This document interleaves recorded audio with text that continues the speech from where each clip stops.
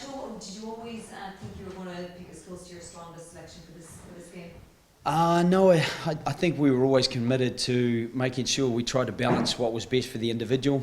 Some individuals play really well fresh. They don't need too much game time. And I think there's probably a couple of guys who've demonstrated that over the last couple of weeks. At the same time, there's some guys that really need to roll into their peak to be as effective as they can be. So we've tried to balance it up and keep some guys at the coalface and let other guys get a bit of a breather, and they'll come back to the coalface refreshed. While we haven't got a game immediately in the weekend immediately preceding the World Cup, I still think that there are some guys who will benefit from a good freshening period as opposed to some guys who will play this week and potentially play against Canada.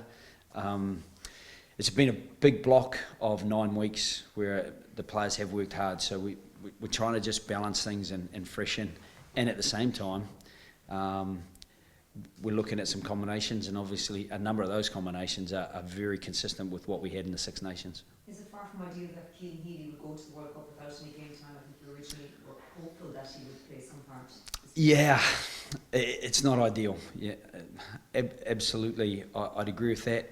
He could have played this week, and it wasn't that he wasn't physically fit to play. It was that he probably just hadn't done enough team runs, and there's no point in putting him out there if he's out of kilter and he's out of sync. And it's not a place where you go to give game time for game time's sake. I think we can create a few scenarios at training and try to get him as close to ready as possible.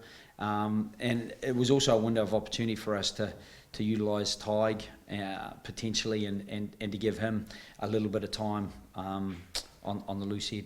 This game is going to tell you exactly where you're at going into this World Cup. How does that make you feel? Does it make you feel a bit nervous about how this game is going to go, the outcome? Yeah, again, I think I'd be a little less outcome focused, because I thought there were lots of really good things that came out of last week. I think we were very good in the air. I think our scrum was rock solid and really was a great platform for us, and unfortunately I don't believe it got the reward that it earned. And at the same time, defensively we tightened up. We conceded one try. I don't think they looked like scoring other than those drives at the line, so there are a number of improvements on the basis that we'd conceded 6 tries in the previous 2 test matches. So we're looking for steps forward.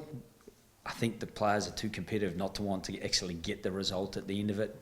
A result gives confidence and it gives momentum, and so it'd be nice to get, and I'm sure that Stu and his lads feel the same way. And that's one of the great things about playing England, is they're a really positive team.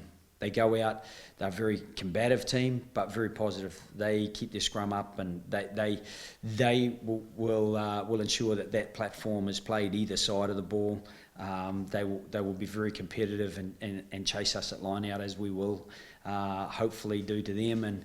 And with the way they defend, that they're so physical defensively, it's a massive challenge for us, and it's going to be really good pressure for us to see if we can play under that heat.